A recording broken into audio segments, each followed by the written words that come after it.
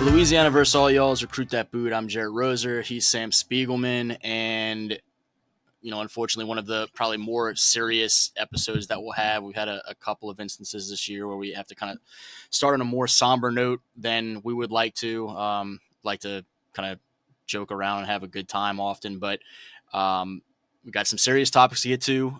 Most seriously and tragically is obviously losing Kyren Lacy this weekend, a guy that we covered from his high school days on through his time in Lafayette with the Raging Cajuns, and then obviously in recent years with the LSU Tigers, and a lot of complexity over the last 4 months for Kyren and just the way some things had gone. But sucks. I don't really know what else to say. We definitely want to talk a little bit about Kyren and some of our memories of him, as we've seen so many people share memories the last couple of days of some of the many great times with him through the years. But Sam, I guess, kind of give me your thoughts, particularly looking back at a Sunday that was incredibly tough to try and kind of take in the news that we were getting.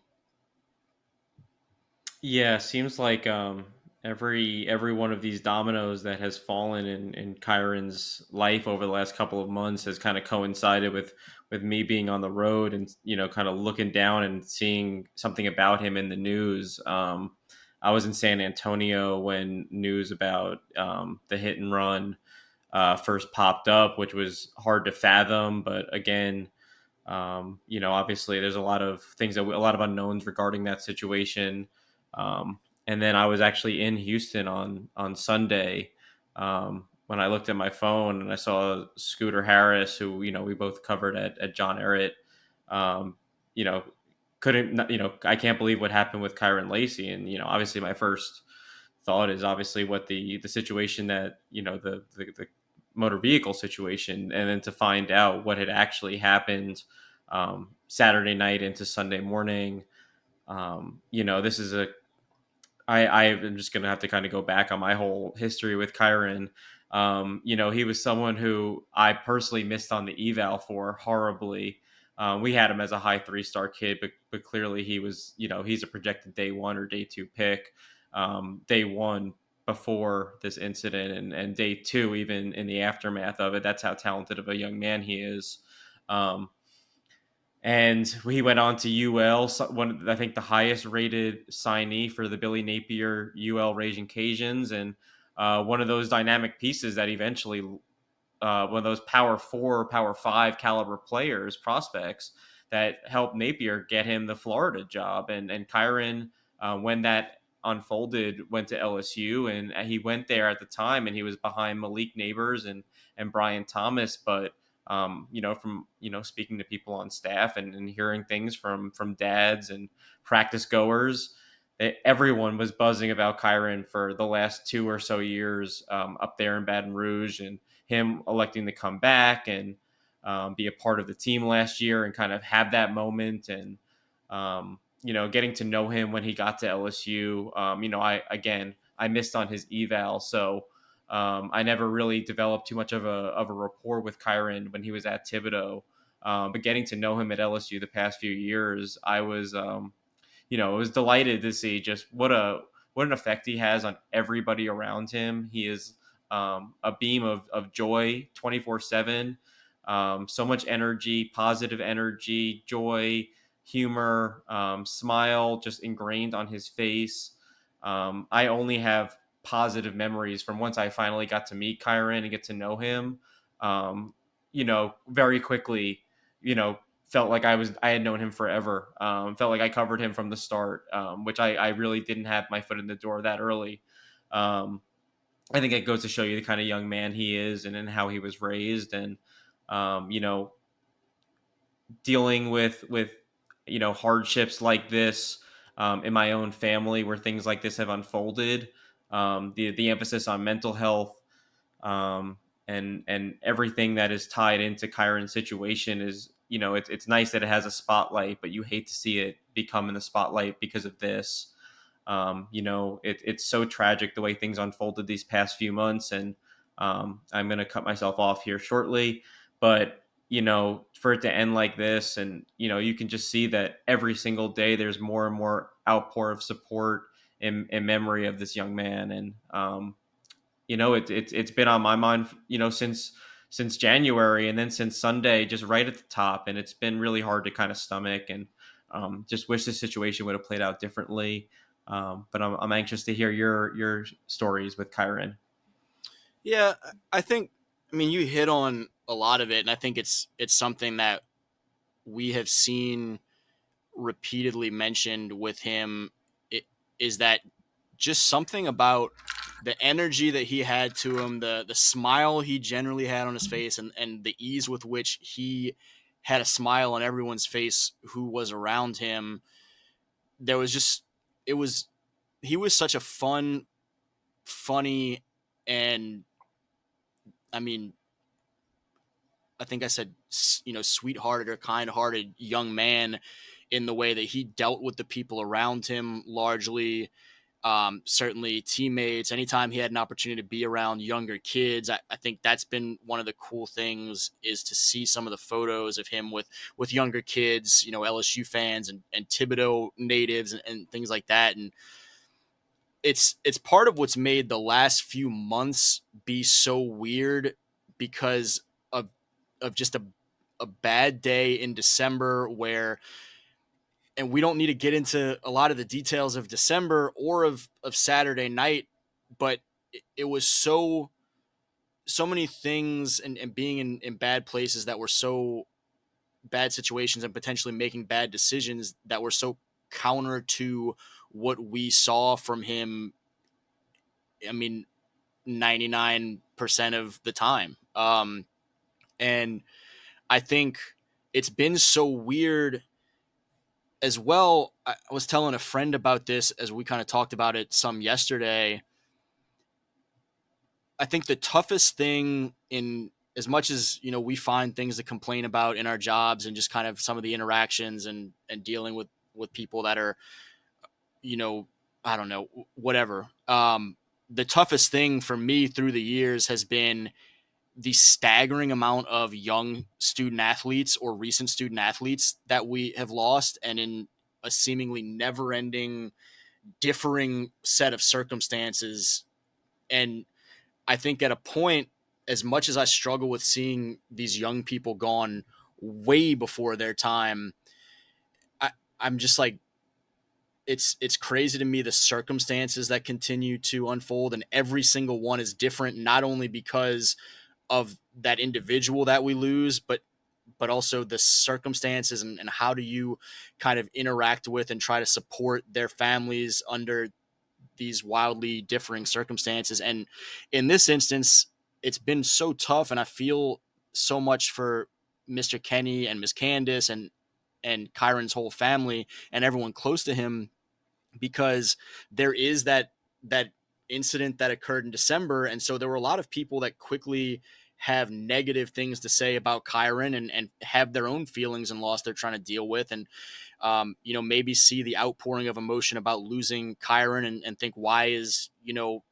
Mr. Hall in December, why did he not get this visible of outpouring? And so there's all these different angles that are so tough to try to wrap around, and realize how many different perspectives so many different people are coming into this from, and mourning essentially multiple people in different ways. And I think,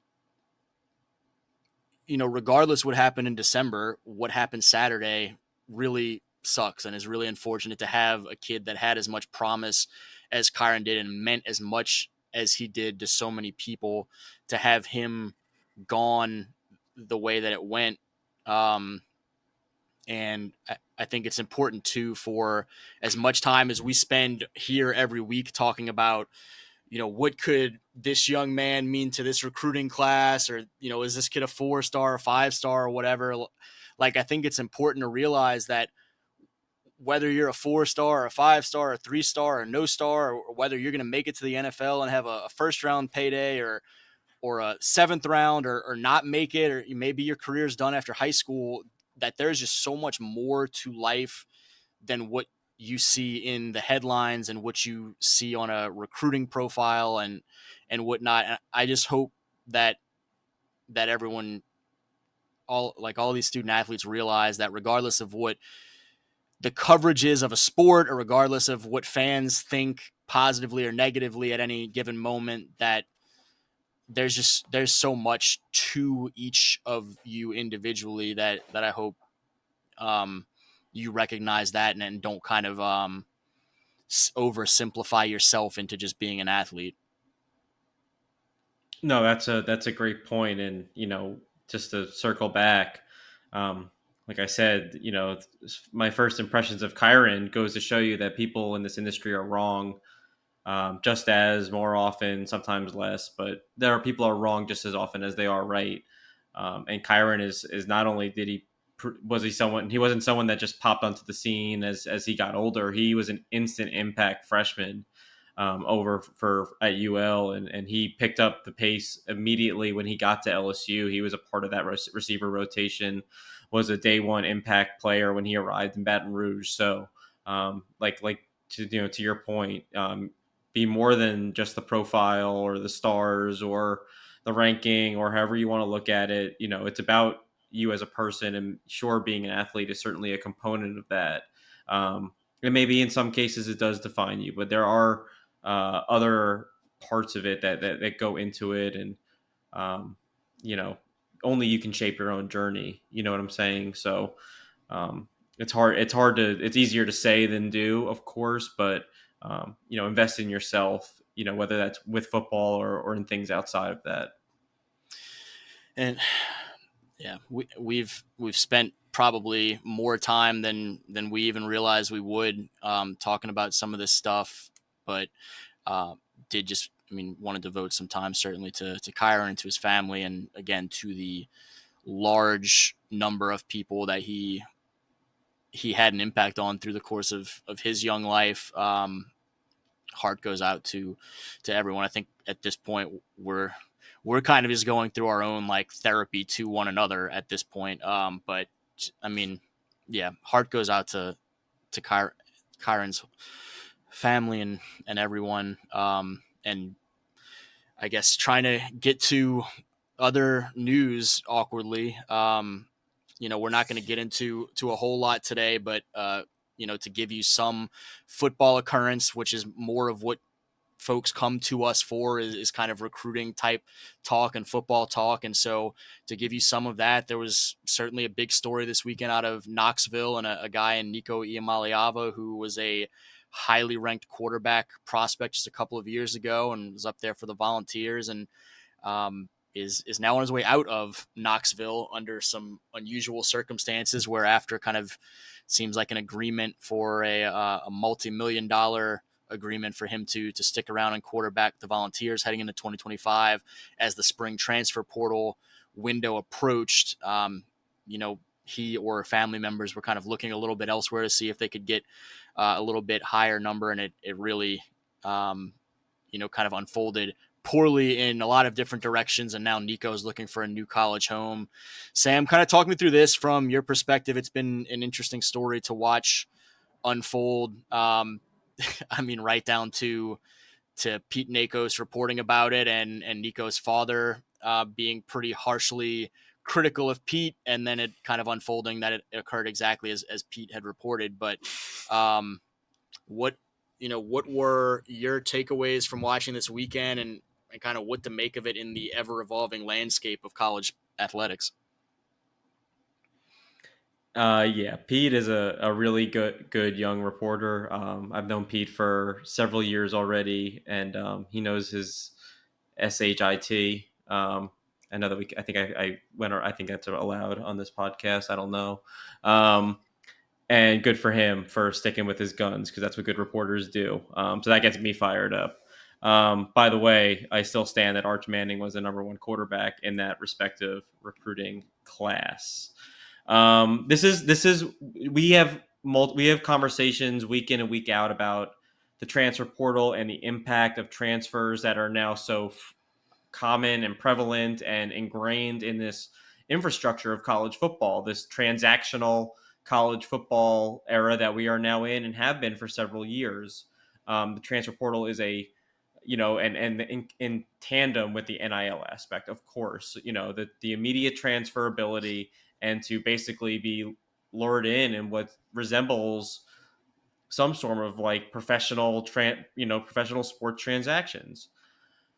And the one thing that always kind of, you sometimes when you like South Alabama quarterback, just had a great season down there in Mobile. Like you you know we've seen Tulane's quarterback when he went to Duke. You have a breakout season at a lower level, it's almost, that they're going to hit the portal and they're going to go cash in, as deservingly so, and try to do so on the bigger stage against better competition, and you know not only get their payday that they've earned, but try to prepare for what they want to do on Sundays and get drafted. That's a normal trajectory that we're seeing year in and year out. It's a part of college football. What happens when kids, and you and I have had these conversations on and off air, what happens when advisors or family members or whomever who is advising these student athletes to go in the portal when they haven't done anything to attract eyes? Sometimes it can be as simple as a prior relationship. I didn't get to see the field, and I got a connection with the cornerbacks coach at Oklahoma. Let's go there. They were my number two in my recruiting. Sometimes it's that simple. Sometimes it's, I deserve a payday, and this is what I'm looking for, and there's just not a market for you right now. There's players above you in the pecking order, in this transactional market. Nico had a very disappointing first year as a starter in Tennessee. I watched multiple games last year, and listen, I saw him multiple times as a senior or going into his senior season. Saw all the arm talent. I understand the multi-sport athlete component of his game, and I certainly, even though I didn't think he was a number one quarterback in that class, definitely thought he was a blue chip prospect that had all the abilities to be great. And it looked like either he wasn't a fit for that offense or he wasn't able to execute that offense last year. So for whoever's advising him, to encourage him to hold out for more money or a better opportunity, to me, that's where it happens in the recruiting sphere, and I guess it happens in the current college football landscape now. What did you do to that you think that they were going to give you a raise? At this point, you just became this monstrosity of a headline. Everyone knew that he commanded an $8 million figure coming out of high school. Somewhere in that vicinity was the total value of that contract. Not to say that Tennessee handed him a bag worth $8 million when he got to Rocky Top and the story's over, but his contract would have amounted to up to $8 million if everything would have went well, potentially more. Since I never saw the contract to tell you specifically. And then to hold out for more money after a disappointing season, it sets a standard. And it sucks that Nico is an example of this because he's a sweet kid. His dad is an incredible man, despite attacking our buddy Pete. But the way this played out, now you see everyone is going to North Carolina was mentioned as a contender. Tulane was mentioned, and they've all gone in different directions. It's not a great look for a young man now looking, for a home to play college football. There's so much to unpack with the situation, and you mentioned kind of the performance dynamic and just all of the voices that can sometimes get involved and pull guys different directions, and more so now than ever, probably because that money number has gone up so drastically. I think it seems fairly safe to say that a lot of this situation was pretty mishandled in terms of what is the best way about doing business. But I think for me, as much heat as is going to be on Nico, unfortunately in particular, but certainly Nico and folks around him altogether, that it's really a bad indictment of where we are right now in college athletics as a whole, that this is even kind of a crossroads that could be gotten to.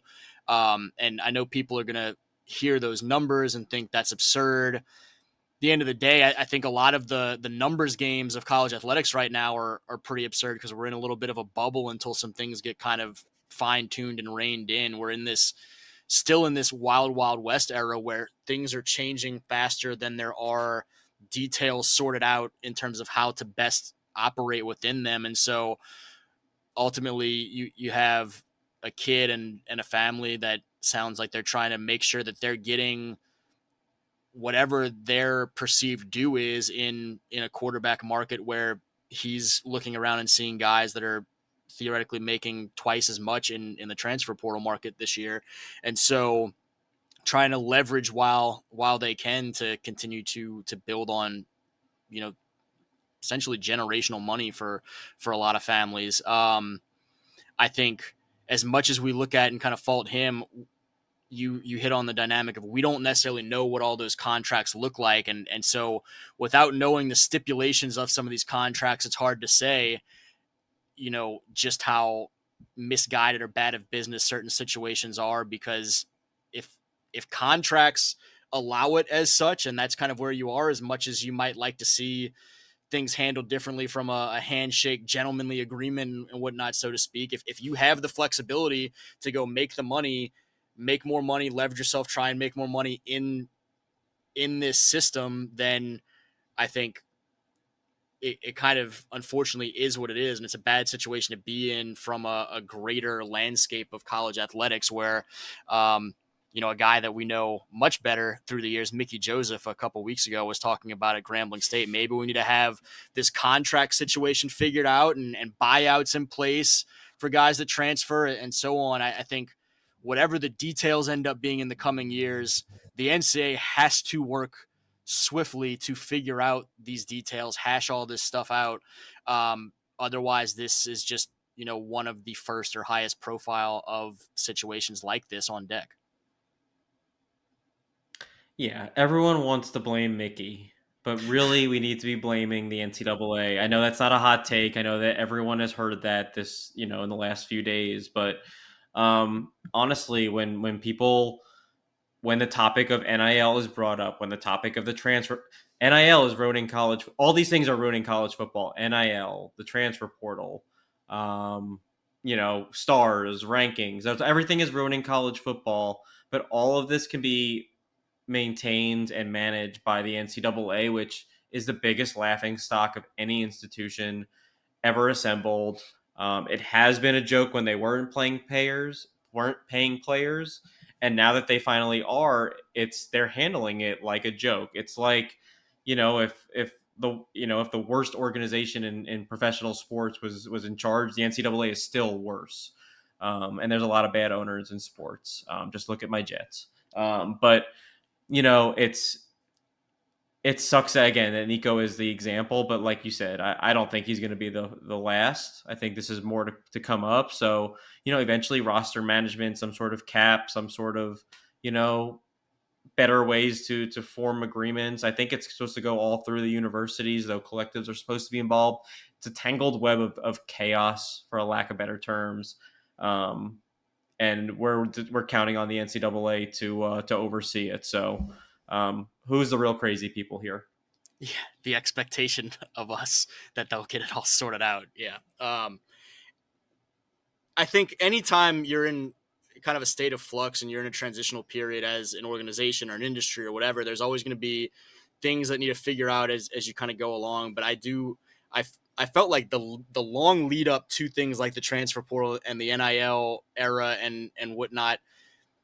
I mean, how long did we realistically know, hey, the NCAA is making an awful lot of money off of these kids and their ability when they're not allowed to make money, whereas if, you know, if this kid or that kid, instead of being really talented at football or softball, if they were really talented at the violin or painting, like they could go make money off of those skill sets. But because the NCAA had figured out ways, and a lot of universities had figured out ways to capitalize off of sports specific talent, it kind of hung on to this idea of amateurism, this facade of amateurism to try and continue to make as much money as possible. And rather than realize, hey, this bubble is bursting at some point, and we need to start figuring out how to lay the foundation and get ahead of this and make this work.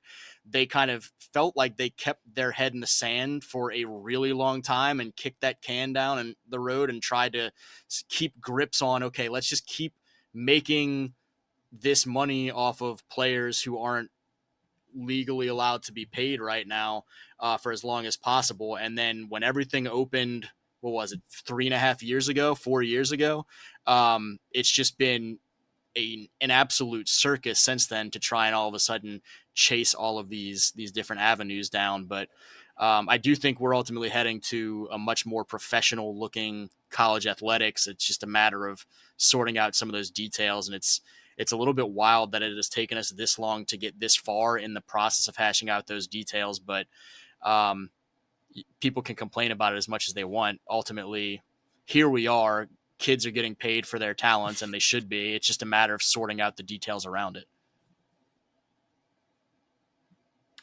No arguments for me. You have anything else you wanna hit on before we get out of here? I mean, it's already been 25 minutes. I'm sure we'll have a lot more draft talk next week, talking back through some of our memories of Will Campbell and other guys that have come through the ranks and are now waiting for their professional opportunities. But what else is on deck for you at the moment, Sam? Yeah, I've been sifting through the photo book. We're gonna have Will, we'll have Emery, we'll get ready for Trevor to get drafted. I'm definitely forgetting so many more of our former kids that we covered. But I did see that LSU issued out its first offer in state to a 2028 to Calvin Urson, right outside of Baton Rouge in Live Oak. I was I remember meeting Calvin last spring, and then we watched him at LSU camp on I think it was on Friday Night Lights. Where we actually saw him, coming into the camp with Elijah Haven at the time. Spent time with Dad, and we both been able to cover him. I was just wondering where you heard of him originally, though, Jarrett. Oh man. Yeah, I don't I know I'm sure a couple of people who are faithful watchers or listeners or whatever to us kind of know what you're talking about and just some of the goofiness of this weekend. But I mean, yeah, I don't know. He's a kid in the Baton Rouge area at a 5A school that I've covered a lot and known the coaches that have come through there and whatnot, and Calvin and his support system, his stepdad Kendrick and company. They've done a really good job of making sure that he is getting the work in that he needs to, that he's in the places he needs to be, that he's on the 7-on-7 circuit with Ken Anio and company over at F3, and he's getting to camps, and they're posting all of his stuff on social media. And so it's been awesome to watch to this point Deuce's early development and to see him get some of these opportunities coming his way. I know LSU offering last week was a really exciting one for him, particularly at this stage in his recruiting process. Still a long way to go for him before he gets to college. Obviously, he's trying to finish up freshman year at the moment, but super talented kid, and I think someone well deserving of being LSU's first 2028 offer. I don't know how much more you want from me on all of the other theatrics this weekend, but just a big shout out to Deuce and the fam. He also has a Vanderbilt offer, and Ken does a fantastic job. He's is one of the best in the business. Yeah, I I mean, just wanted to get your reaction and make sure you gave credit where credit was due. That's all I wanted to say. yeah. Deuce has been picking up offers since about this time last year. Southern was the first to extend an offer. I had a Sure. chance to go chat with him during spring ball. I mean, just under a calendar year ago when Southern had offered, Florida State was about to, Tulane wasn't far off. And so things have been going well. A&M has come into the fold. Another guy that we've known for a long time since he was a youngster. Mason Smith has been in Deuce's ear a little bit early in his recruiting process, but um, that seems like so long ago now because of everything that's happened. But that actually last Tuesday's offers were things that at one point I wanted to talk about because that was a big one, obviously, for him. And then another guy that right after we finished recording last week, a guy that we've known a long time and have a lot of appreciation for him in his game, Hayward Howard, gets the LSU's 13th 2026 in-state offer. And so now his teammates, Big Rich and Aiden, and his former teammates are all kind of in his ear saying he needs to join this 26 class. But this was a guy that I think for a long time we thought was kind of a I know certainly I did thought was a matter of when and not if LSU would make its move. A guy that's arguably the top rising senior cornerback in the state, a long, lean dude that can run and has some versatility in the secondary. That I think all things that check a lot of Corey Raymond boxes. And so Hayward Howard Jr. Welcome to the moniker of LSU target. Your thoughts on him finally getting that one last week? Yeah, we were literally wrapping up when I think he announced the offer. I hadn't even got a chance to tell you that I, kind of knew that it was coming. And for all the things that you said, you have been the biggest Hayward Howard fan, so I'm glad that we were able to circle back to this. He has been your guy for sure. Someone who definitely caught my eye when I got to see Carr twice, 3 times last season. How could he not? But um, with the film in the background, he has had just one of the best off seasons of anyone in Louisiana. That's for sure. Not only in 7-on-7, I love just his ball hawking, that he is in the 7-on-7 setting. If you take away anything, you take away that. But he tested extremely well at Under Armour in New Orleans. Was definitely up to snuff. I think from the LSU perspective, they just wanted to see the speed. And when you're 6'2", that long, and you can run and move like that, it wasn't that hard of a decision. I love the upward trajectory that Hayward has been on, again, for the entirety of his junior year, culminating in a state championship, a dominating win against Ash, and then the best offseason he could have had going into his senior season. Just continues to ascend, and just a great kid, great family. Met his grandpa at Under Armour New Orleans. I used to joke with my dad that he was the youngest looking grandpa I knew, but Hayward Howard the first is the youngest looking cat I've ever seen. He's a handsome man, and it's got good genes in that family. Shout out to junior on the offer, senior who I've had a chance to know through the past couple of years, the whole family. I know that was a really exciting one Mom, for that, for the whole family last week, and one that I I mean Hayward's recruitment really took off last spring, I guess, is when it started to really kind of gain a lot of momentum. And he's been a kid that has come up through, I mean, even before he got to high school, folks around New Orleans knew of him as a talented young football player. And then he bounced around a couple of schools early in his high school career, needed to kind of find the right fit in terms of a school home and whatnot, and did so at Carr as a junior. And I think there was some frustration for him to not get the LSU offer sooner for a while, but to his credit, as much as he's matured, talking to him last week, he said he kind of understood the process. He for whatever disappointment there may have been of not getting offered by LSU last summer, he put his head down and went to work and worked his ass off to continue to bulk up to a point where he's between 175 and 180 pounds on that once super lean frame, and it's all good weight. And he was, in addition to what he does with the ball and in the air, he was a pretty physical tackler on the outside for Carr this year, playing a good 15 pounds heavier than he had been earlier on.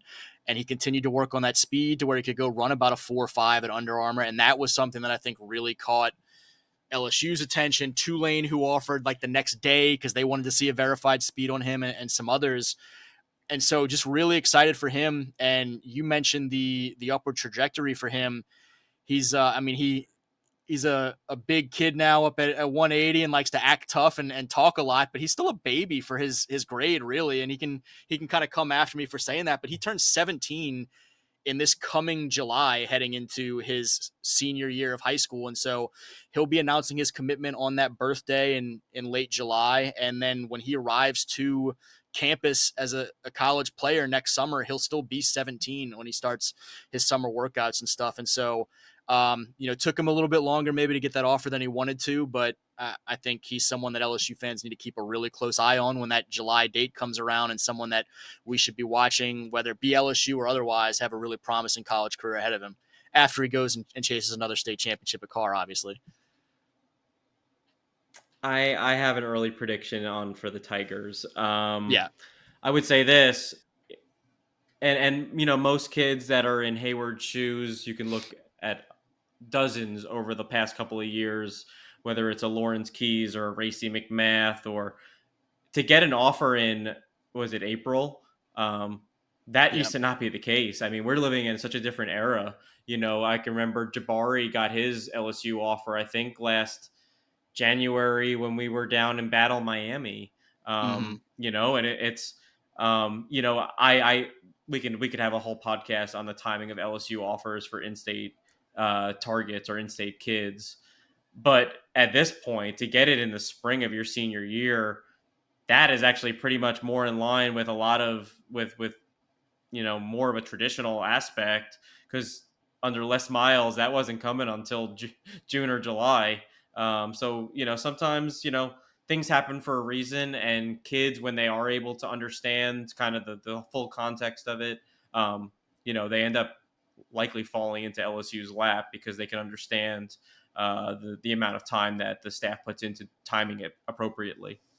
The programs are always going to be more patient with their in-state offers than others because they don't want to jump the gun on those and then burn bridges on the back end. They know that more often than not, if in Louisiana in particular, if LSU offers you 80-90% of the kids are going to want to come to LSU, and so they want to make sure they're sure and don't kind of inadvertently tease them with an offer they have to back off of later when they can help it. And I think so much of the recruiting process now, as much as folks see the early offers on Twitter and whatnot, particularly for the in-state stuff, is going to happen after your junior year's finished. From that January to that July, August, is going to happen very quickly, that offseason between junior and senior football seasons. And don't get too bogged down in what's happening for anyone else or what's happening with this school or that school. Just let the process unfold for you as your process happens to unfold, and realize that whether the offer came early or the offer came late, as long as they want you when it matters, if that's the right place for you to be, then let that be the place that you head to. Don't get bogged down. Well, this one offered me sooner, and the one that I probably am a better fit at or is the right route for me, that, they offered me later than I wanted. If they offered and you feel good about that opportunity, man, the timing doesn't matter. Jump at it and go chase that dream. Yeah, last follow up from me. I think Gabe Relaford is probably the latest offer that we've seen in recent cycles that LSU to dish out. I think that came in like a July or an August, like you mentioned. And then we're talking about the way that that Louisiana or LSU recruits the state of Louisiana. Man, that's just really not the same as when having a chance to get a little bit more in the weeds in places like Georgia and Alabama and. You know, it's pretty similar in Mississippi, but in Texas, it's really a different beast in some of those other states. And for all of the, I guess, criticism that LSU gets, it could be a lot worse if they played it the other way, if you really think about it. And that's where I'll end today. He's Sam Spiegelman. I'm Jarrett Roser. We ended up having an opportunity to have a little bit more positivity and fun toward the end of this, but covered a wide range, obviously, this week. Appreciate anyone who tuned in and stuck with us through all of it, and looking forward to next week heading into that NFL draft and keeping you up to date on whatever news happens between now and then on the high school recruiting front as well. As always, this is Louisiana versus all y'all's Recruit Dat Boot, and thank you all for tuning in. Y'all be well until then.